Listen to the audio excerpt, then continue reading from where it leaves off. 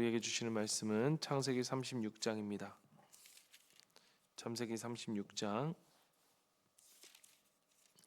9절부터 43절까지의 말씀.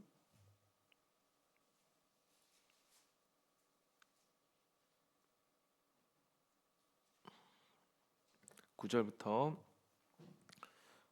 43절까지) 말씀인데요. 31절부터 43절까지만 같이 읽겠습니다. 이스라엘의 왕이 아직 없을 때에 다음과 같은 왕들이 차례로 에돔 땅을 다스렸다. 부올의 아들 벨라가 에돔의 왕이 되었고 그의 도성의 이름은 딘하이바이다. 벨라가 죽으니 보스라 사람 세라의 아들 요밥이 그의 뒤를 이어서 왕이 되었다. 요밥이 죽으니 대만 사람의 땅에서 온 후삼이 그의 뒤를 이어서 왕이 되었다. 후삼이 죽으니 부다의 아들 곧 모압 벌판에서 미디안 사람을 친 하닷이 그의 뒤를 이어서 왕이 되었다. 그의 도성의 이름은 아윗이다. 하닷이 죽으니 마스레가 출신 삼나가 그의 뒤를 이어서 왕이 되었다. 삼나가 죽으니 유브라테스 강가에 살던 노보 사람 사울이 그의 뒤를 이어서 왕이 되었다. 사울이 죽으니 악볼의 아들 바알하난이 그의 뒤를 이어서 왕이 되었다. 악볼의 아들 바알하난이 죽으니 그의 뒤를 이어서 하닷이 왕이 되었다. 그의 도성의 이름은 바우이다. 그의 아내의 이름은 무헤다벨인데 마드렛의 딸이며 메사압의 손녀이다. 에서에게서 나온 종족들의 가문과 거주지에 따라서 나누면 각각 다음과 같다. 그 이름은 딥나와 아라와 여댓과 오올리바와 엘라와 비돈과 그나스와 대만과 밉살과 막디엘과 이람이다. 이들이 에돔의 종족들이다. 종족들의 이름이 각 종족들이 살던 거주지의 이름이 되었다. 에돔 사람 조상은 에서이다. 아멘. 사랑하는 성도 여러분, 오늘도 주님의 그 사랑의 언약 안에서 우리가 평안함을 누릴 수 있기를 간절히 축복합니다. 여러분, 요즘은 매일 밥을 우리가 먹는 만큼 단 몇 시간만이라도 우리 곁에서 우리 손에서 떨어지면 사람들이 불안해하는 것이 바로 이 스마트폰이 아닐까 생각을 합니다. 사람들은 스마트폰을 열어서 다른 사람들의 화려한 일상을 들여다봅니다. 이 일상을 들여다보는 것이 무슨 문제일까 싶은데 이런 마음이 사람들 안에 드는 거예요. 나는 일찍부터 이렇게 만원 지하철을 타면서 팍팍한 삶을 견디고 있는데 화면 속에 사람들은 외제차를 타고 오마카세 식당에서 밥을 먹으며 몇 달 만에 뭐 주식이나 코인 등으로 얼마를 벌었다라고 하면서 그래서 나는 조기 은퇴했다고 자랑하는 그러한 모습들을 보게 되죠. 그 화려한 빠른 성공의 전시장을 보고 나면 묵묵히 살아가는 나의 삶이 갑자기 너무나 초라하고 실패한 것처럼 그렇게 느껴집니다. 남들은 저만치 빨리 앞서 달려가는데 나만 뒤처져 있다라고 하는 이 무서운 상대적 박탈감과 이러한 조급한 마음들이 현대인들의 영혼을 병들게 하고 있는 것입니다.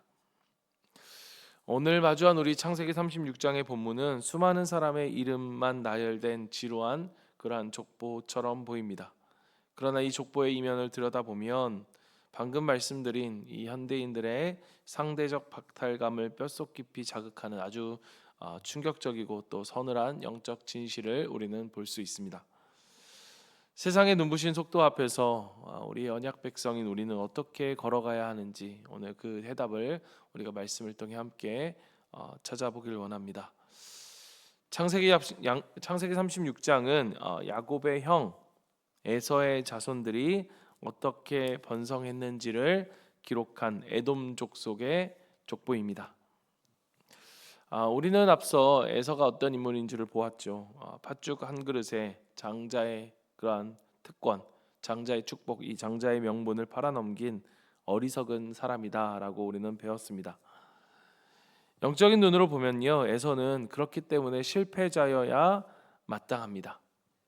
하나님의 장자의 명분을 우습게 여기고 팔아버렸기 때문에 그의 인생은 참 우울했다, 실패했다, 이래야 마땅한 거 아니겠습니까? 그런데 막상 뚜껑을 열어서 그의 족보를 보면서 우리가 살펴보니 이 세상적인 기준에서는 이보다 더 완벽하고 눈부신 성공 신화가 없다는 것입니다. 그의 자손들은 순직간에 번성하여 강력한 족장, 이 원어로는 알루프라고 하는데요, 이 군사력을 갖춘 지도자들을 배출합니다. 그런데 이 족보에서 가장 우리의 눈을 사로잡는, 또 우리의 마음속에 이 충격을 일으키는 구절이 바로 31절, 오늘 우리가 읽은 말씀부터인데요. 거기에 보면 이스라엘이 왕이 아직 없을 때에 다음과 같은 왕들이 차례로 에돔 땅을 다스렸다. 아니, 지금 이스라엘은 왕이 없어요. 그런데 그들은 왕을 세웁니다. 여러분, 이 말씀이 던지는 어떤 의미가 느껴집니까? 하나님으로부터 언약을 물려받은 이스라엘 자손들은 훗날 애굽에 내려가 무려 400년 동안 정말로 짐승 같은 노예 생활을 하면서 채찍을 맞아야 했습니다. 사울과 다윗이라는 왕이 세워지기까지 수백 년 동안 그들은 눈물과 그러한 어려움의 광야의 시간을 겪어야만 했고, 그들에겐 그 시간이 필요했죠. 그런데 이 영적인 장자권을, 장자의 명분을 팔아버린 에서는 어떻습니까? 야곱의 후손들이 애굽에서 그렇게 노예로 신음하고 있을 때 에서의 후손들은 이미 그 세일산을 무력으로 정복하고 자기들만의 화려한 그리고 강력한 왕국을 세웠습니다. 하나님 없이도 얼마든지 잘 사는 거죠. 하나님 없이도 떵떵거리며 말 그대로 출세를 한 것입니다. 여러분, 이 광경을 지켜보는 그런 야곱의 후손들의 심정은 어떠했을까? 우리는 하나님의 언약을 지키느라 이렇게 핍박받고 또 가난하게 사는데, 저 영적인 축복을 아무것도 아닌 정말 쓰레기처럼 취급했던 에돔 사람들은 저렇게 빨리 성공하고 자기들만의 왕국을 세우다니, 하나님, 이게 도대체 무엇입니까? 다른 사람들의 인스타그램을 살펴보면서 느끼는 박탈감보다 여러분, 우리를 더 어렵게 하는 것은 바로 이것이 우리가 신앙생활을 하면서 겪는 가장 깊은 영적 상대적 박탈감이라고 할 것입니다. 그러니까 우리가 주일 성수도 하고 11조도 드리고 나름 정직하게 살려고 발버둥치는 내 삶은 매일이 정말로 십자가의 고난과 같은데, 주일날 마음껏 골프 치러 다니고 적당히 놀러 다니고 그리고 적당히 불법을 저지르는 저 사람들은 승진도 빠르고 살아가는 그런 삶의 모습이 나보다는 훨씬 더 낫고 안정돼 보이는 거죠. 그러한 모습을 볼 때 우리의 마음이 어떻습니까? 그런 마음 속에서 우리의 마음이 흔들리죠. 내가 붙잡고 있는 이 언약이 진짜일까? 진짜이긴 한 걸까? 그러나 사랑하는 성도 여러분, 우리가 오늘 이 말씀을 통해서 봐야 하는 것은 바로 이 32절부터 39절의 말씀. 여러분, 한번 세심하게 이 에돔의 왕들의 명단을 주의 깊게 한번 살펴보면요, 이 반복되어지는 특별한 그러한 모습들, 특징들이 있습니다. 그게 뭐냐? 여러분, 여기에 보면 부올의 아들 벨라가 에돔의 왕이 되었다. 그의 도성의 이름은 딘하이바이다. 벨라가 죽으니 보스라 사람 세라의 아들 요밥이 그의 뒤를 이어서 왕이 되었다. 요밥이 죽으니 대만 사람의 땅에서 온 후삼이 그의 뒤를 이어서 왕이 되었다. 어떠한 특징이 느껴지십니까? 이 에돔의 왕들은 당시에 왕들이 가져야 했던 특징, 우리가 북이스라엘과 또 남유다의 모습, 특별히 남유다의 모습을 보면서 우리가 다윗의 씨가 그 세습되어서 왕이 그 아들의 왕이 또 그 아들의 왕이 다스리는 것과는 달리 이들은 출신지도 가문도 전부 제각각임을 볼 수 있죠. 여러분, 이것은 우리에게 무엇을 보여주는가 하면 이 에돔 왕국은 어떠한 특징이냐? 오직 힘과 권력을 쥐기 위해 끊임없이 쿠데타를 일으키고 그리고 그 누군가 죽이고 누군가 죽고 또 그 사람을 죽이고 또 누군가가 다시 그 권력과 힘을 잡는 그러한 피비린내 나는 권력 투쟁의 연속이 일어나고 있었음을 우리는 이 족보를 통해 보게 되는 것입니다. 그러니까 그들의 성공은 정말 멋있게 보였지만, 그러나 동시에 그들의 화려함은 모래 위에 지은 성이었습니다. 눈에 보이는 왕관을 그들이 빨리 쓰기는 했지만 그곳에는 어떠한 평안도 거룩한 목적도 무엇보다 특별한 언약도 없었습니다. 당장 배가 고프니 팥죽을 허겁지겁 삼켰던 에서의 그 충동적인 행동처럼 에돔의 역사는, 그의 후손의 역사는 눈앞의 권력을 서로 탐하다 서로 물어뜯고 결국 역사 속에서 흔적도 없이 사라져버린 파멸의 족보가 되어버리고 만 것입니다. 훗날 선지자 오바댜는 에돔의 최후를 이렇게 선포합니다. 오바댜 1장 21절에 보면 구원자들이 시온산에 올라와서 에서의 영토를 다스릴 것이다. 나라가 주의 것이 될 것이다. 그들을 심판할 것이다 라는 이 선언, 그들이 멸절될 것이다 라고 하는 이 선언을 오바댜 선지자가 하고 있는 것입니다. 여러분, 반면에 세상의 눈에는 한없이 더디고 정말로 답답해 보였던 그러한 이 야곱, 이스라엘의 족보는 어떠합니까?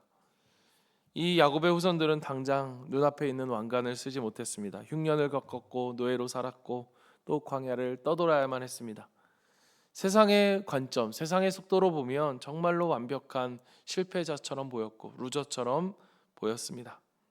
그러나 하나님은 그 고난의 시간, 눈물의 시간, 그 광야의 시간을 통해 이스라엘의 영혼에 묻어있던 교만의 그리고 죄악의 찌꺼기들을 다 털어내시고 그들을 하나님의 말씀으로 담아낼 거룩한 그릇으로 빚어내고 계셨습니다. 에돔이 세상의 권력을 탐하며 서로를 죽일 때 이스라엘은 고난 속에서 다윗이라는 왕을 낳았고 마침내 그 족보의 끝에서 온 우주를 영원히 다스리실 참된 만왕의 왕 예수 그리스도를 탄생시켰습니다. 여러분, 버섯은 하루아침에 자라나지만 며칠 만에 썩어 문드러지는 게 되는 것이 바로 버섯입니다. 그러나 거대한 참나무는 그 씨앗의 땅을 뚫고 나오기까지 오랜 어둠의 시간을 견뎌야 하지만 일단 자라나면 수백 년을 버티고 수많은 생명체들에게 쉼터를 제공하죠. 그런 면에서 보면 하나님의 나라는, 하나님의 언약은 버섯이 아니라 참나무와 같다라는 생각이 듭니다. 십자가의 길은 세상의 보기에, 세상의 성공의 관점으로 보면 너무나 더디해 보이지만 그러나 그 길 끝에는 에돔의 왕들이 결코 가질 수 없었던 영원한 생명과 무너지지 않는 부활의 영광이 그들 가운데 그들을 기다리고 있었던 것입니다. 말씀을 마무리하겠습니다. 사람들은 세상의 이 에돔 족속들이 이 SNS에 자랑하는 그러한 화려한 팥죽처럼 그러한 돈, 권력, 인기를 보면서 그들을 부러워합니다. 그러나 사랑하는 성도 여러분, 우리는 속지 말아야 합니다. 십자가가 없는 세상의 빠른 성공은 결코 축복이 아닙니다. 그것은 영혼을 병들게 하는 가장 화려한 무덤일 뿐입니다. 우리 교회가 계속해서 기도하고 또 준비하고 있는 것들, 우리가 1층의 리모델링 공사를 통해서 또 5월 31일 VIP 초청 예배를 우리가 계속해서 기도하고 매일매일 함께 기도하고 있습니다.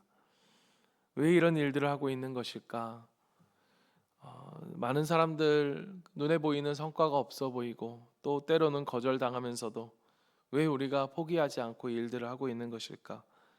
세상의 기준과 세상의 관점, 세상의 잣대로 보면 우리의 일들은 한없이 더디고 한없이 미련해 보입니다. 그 돈으로 차라리, 그 시간에 차라리 너를 위해 살고 우리를 위해 살고 그 돈으로 재미있는 곳, 볼만한 곳, 즐거운 곳에 가서 맛있는 것을 먹고 그렇게 누리며 살아가는 것이 어쩌면 더 영리해 보이는, 더 빨라 보이는 방식이죠. 그러나 우리는 알고 있습니다. 우리가 흘리는 이 눈물들과 또 땀과 수고가 결코 헛되지 않을 것임을 우리는 알고 있습니다. 사랑하는 성도 여러분, 오늘 말씀을 통해서 우리가 이 세상을 바라보는 또 많은 사람들이 그 다른 이들의 성공 속에서 느끼는 상대적 박탈감 그리고 이 조급함을 여러분 우리가 주님 십자가 앞에 내려놓는 우리가 되길 바랍니다. 여러분, 우리에게 중요한 것은 속도가 아닙니다. 우리에게 중요한 것은 방향입니다. 당장 눈에 보이는 성과가 없을지라도 영원한 언약의 길을 묵묵히 걸어가는 자가 여러분 최후의 승리자가 되는 것입니다. 우리에게 주신 이 사명을 십자가의 사랑으로 묵묵히 완수하여 에돔의 화려함을 이기고 하나님이 주신 이 영원한 언약을 꽃피우는 사랑하는 우리 모든 성도들과 또 우리 선교제일교회 모든 그러한 목장과 공동체가 되기를 주님의 이름으로 간절히 축원합니다. 아멘. 오늘